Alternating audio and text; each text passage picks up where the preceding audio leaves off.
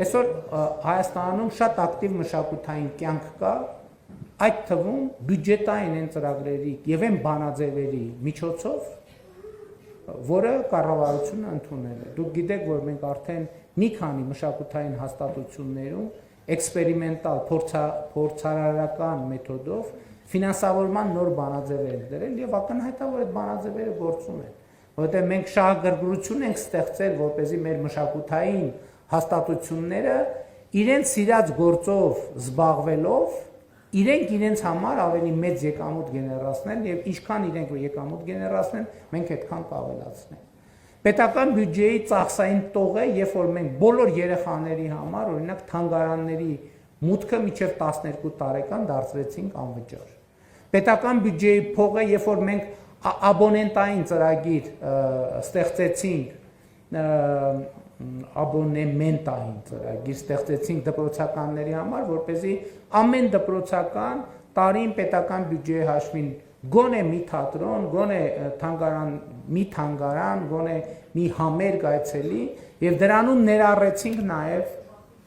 տրանսպորտային ծախսերը մարզից մարզ տեղափոխելու երեխաներին մարզից մարզ տեղափոխելու համար։ Հոգեվոր կյանքին հաղորդակցությունը նույնպես պետական բյուջեի ծախսային տող է, որովհետև այսօր մեր պատմամշակութային բազմաթիվ հուշարձաններ, որոնք այդ թվում հոգևոր կյանքի անբաժանելի մաս են, որպես պատմամշակութային հուշարձան պատկանում են պետությանը, այսինքն պետության սեփականությունն են եւ գտնվում են պետության հոգացության ներքո։ Եվ այդ թվում ենթակառուցվածքներ պետք է լինեն, որպեսզի մարդիկ հնարավորություն ունենան հաղորդակցվել այդ հոգևոր արժեքների հետ։ Բայց նաև պետք է կառավարությունը խստիվ վերահսկողություն սահմանի, որպեսզի, ինչպես արդեն առիթ ունեցել եմ ասելու, ոմանք այդ պատմամշակութային հուշարձանները չուլան չդարձնեն, որովհետև ելի եմ ասում, դա վիրավորում է մարդկանց հոգևոր զգացումները։ Կարճ ասած, իհարկե այս ցանկը կարող ենք շարունակել, ես չեմ ուզում շարունակել։ Երջանկությունը պետք է արտահայտված լինի պետական բյուջեում։ Ես հիշում եմ բյուջետային քննարկումները, որ ամենատարբեր դեռ լրագրող եղած ժամանակներից ես ինքս էլ որպես պատգամավոր գործելով բյուջեին տարբեր անուններ եմ դրել եւ տարբեր ժամանակներին բյուջեի համար եղել են տարբեր ձևակերպումներ։ Չգիտեմ, բանի ճգնաժամի բյուջե, ետճգնաժամի բյուջե, կոնսերվատիվ բյուջե, հուսահատության բյուջե, զարգացման բյուջե։ Ես կարծում եմ, որ մենք ընդհանրապես տարբերակումները պետք է հանենք, որովհետև Հայաստանի Հանրապետությունը պետք է լինի երջանկության բյուջե։ Այսինքն մեր բյուջեները պետք է ուղղված լինեն նրան, թե ինչա պետք Հայաստանի Հանրապետությանը եւ նրանց քաղաքացիներին երջանիկ լինելու համար։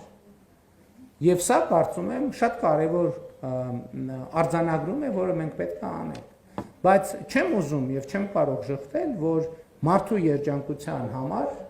ինչպես նշված է նաեւ իրական Հայաստանի գաղափարախոսության նախագծում, անհրաժեշտ են նաեւ անհրաժեշտ կենցաղային պայմաններ։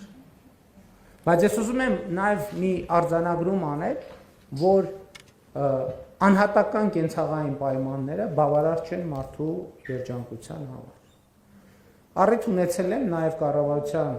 2024 թվականի գործունեության զեկույցի ընթացքում ասել,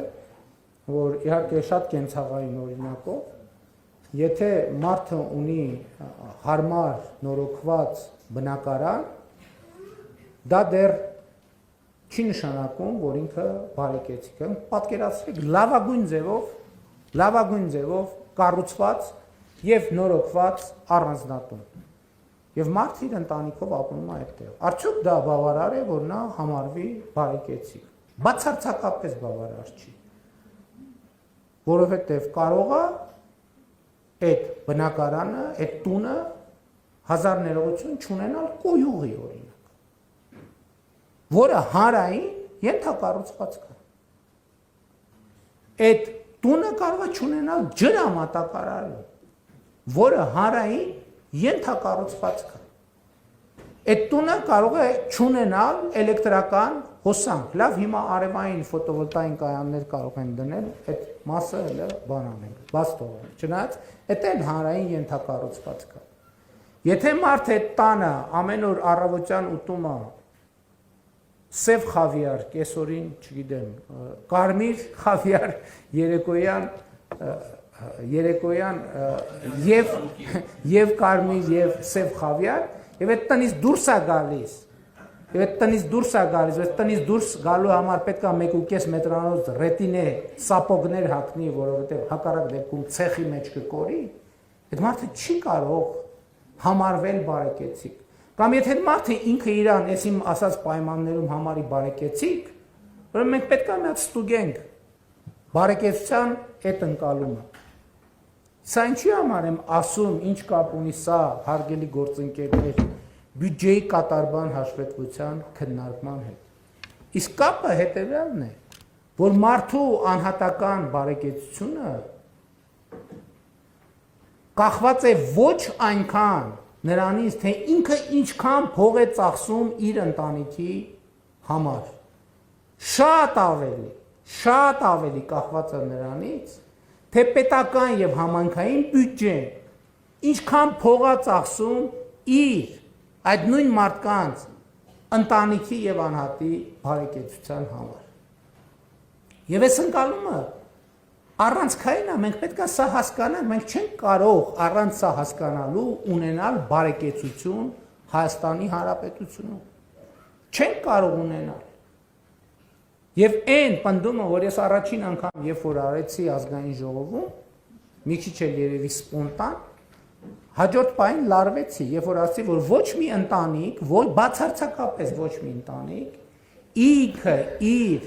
կյանքի եւ բարեկեցության վրա չի ծախսում, չի կարող ծախսել ավելի շատ, քան ծախսում է Հայաստանի Հանրապետության պետական բյուջեն։ Բայց հետո ինչքան գնաց, ավելի արմատավորվեց այդ միտքը եւ դա դարձել է համոզմունք։ Ի վերջո եկեք հասկանանք Հայաստանի Հանրապետությունում չկա գետ մի քաղաքացի, անկախ սոցիալական եւ այլ կարգավիճակներից, չկա գետ մի քաղաքացի, որը ինքը իր ընտանիքի բարեկեցության ապահովության համար ծախսում է ավելի շատ գումար, քան Հայաստանի Հանրապետության պետական բյուջեն եւ Հայաստանի պետական եւ տվյալ համայնքի համայնքային բյուջեն է ծախսում։ Եվ հետեւաբար, հարգելի գործընկերներ, պետք է հասկանանք, ըմբռնենք խորությամբ, որ չափազանցություն նրանում, որ ասում եմ Հայաստանի Հանրապետության պետական բյուջեն, մեր բոլորի հավաքական, բայց նաև մեզնից յուրաքանչյուրի ընտանեկան բյուջեն է։ Սրանում ոչ մի չափազանցություն չկա, եւ այս ամեն ինչի համար եմ ասում, հարկ վճարելու նկատմամբ մեր վերաբերմունքը պետքա փոխվի, ֆունդամենտալ ձևով պետքա փոխվի,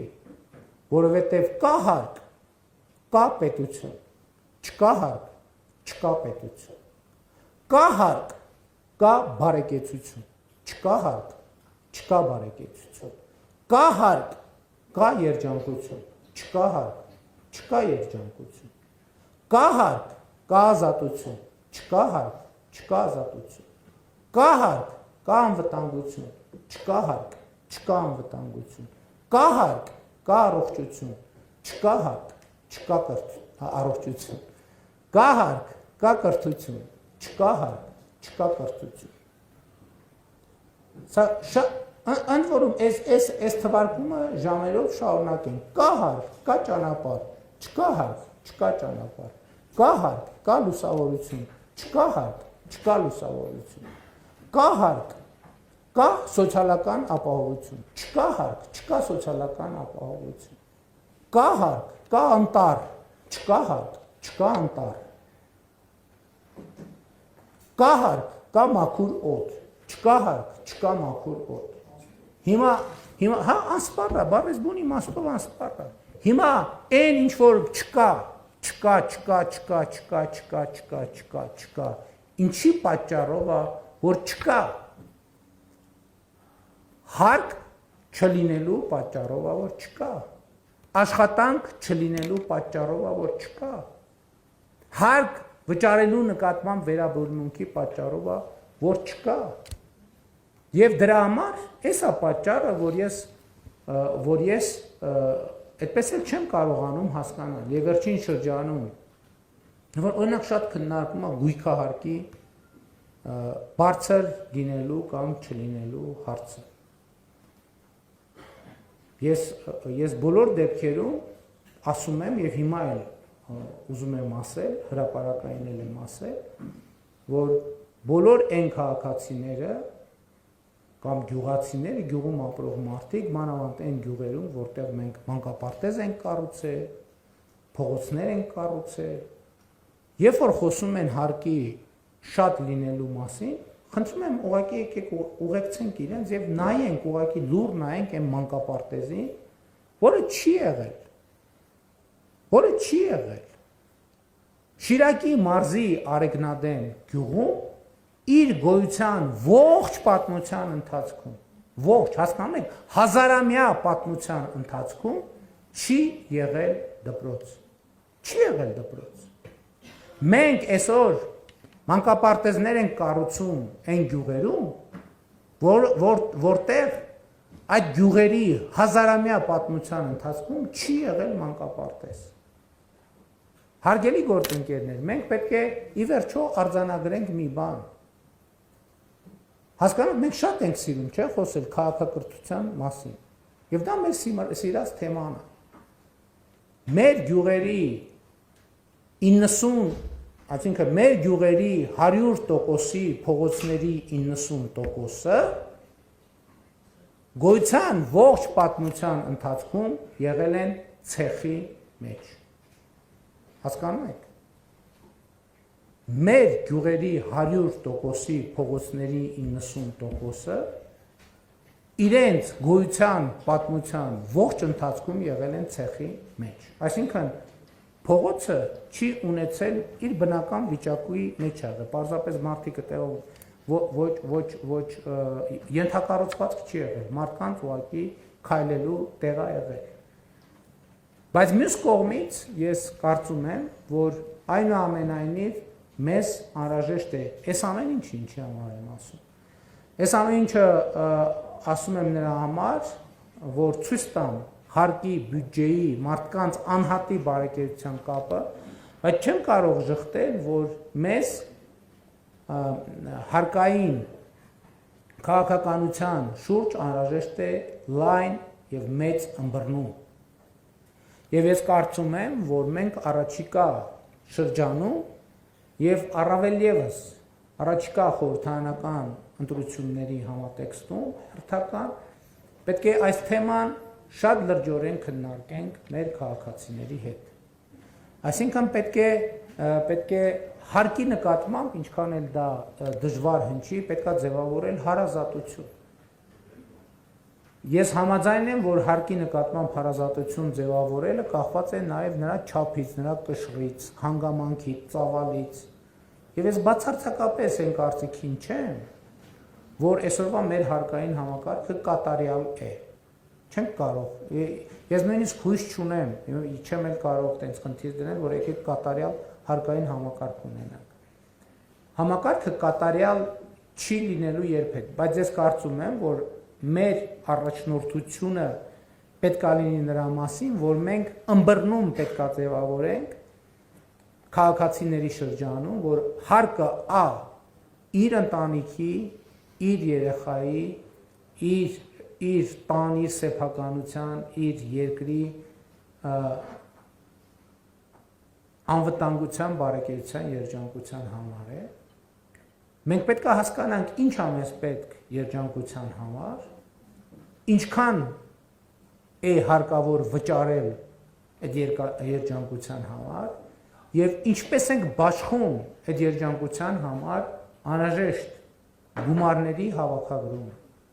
որովհետեւ ուզում եմ ելի ընդգծել եւ դրանով թերևս ամփոփել, որ Հայաստանի Հանրապետությունում որևէ բան տեղի չի ունենում առանց պետական բյուջեի ծախսի։ Եվ հետևաբար որևէ բանի տեղի ունենալը սկսած մարդկանց ամուսնությունից, Ասենք որ դա նաև որոշակի համակարգ է, որը գրանցում է ամուսնությունները, բայց ելի եմ ասում, պետք է ճանապարհ լինի, չէ՞ որ մարդիկ հարսանիք անեն, չի լինի այլ կերպ։ Եվ հոսանք պետք է լինի, ջրամատակարարում եւ այլն եւ այլն, այլ բան չանեմ, չպարզաբանեմ։ Եվ հետեւաբար մեզ պետք է ձևավորել, ես չի ասի կոնսենսուս։ Ես կասեի, որ ըմբռնում, թե ինչպես, որտեղ եւ մենք պետք է ինչ չափով մենք պետք է հարկեր վճարենք, բայց որպեսզի այդ ըմբռնումը ձևավորվի, նախ պետք է արձանագրել, թե այդ հարկերը ինչի համար են։ Ես կանխատեսում եմ, որ այս քննարկումից հետո նաև հետևյալ մի արձագանքն լինելու, որ պետական պաշտոնյաների աշխատավարձերը, պարգևատրումները եւ այլն, ես այսօր առավոտ հատուկ հանել եմ այս քննարկումից առաջ, խնդրել եմ ֆինանսների նախարարությունը տա տեղեկատվություն եւ երբ որ ես խոսում եմ 238 միլիարդ աշխատավարձի մասին, ուրեմն պիտի ասեմ, որ պետական կառավարման համակարգի աշխատավարձերը այդ ամեն ինչի մեջ փոքր են 5%-ից։ Պետական կառավարման համակարգի բոլոր մեծադղիրդ պարգևատրումները եւ այլն եւ այլն եւ այլն։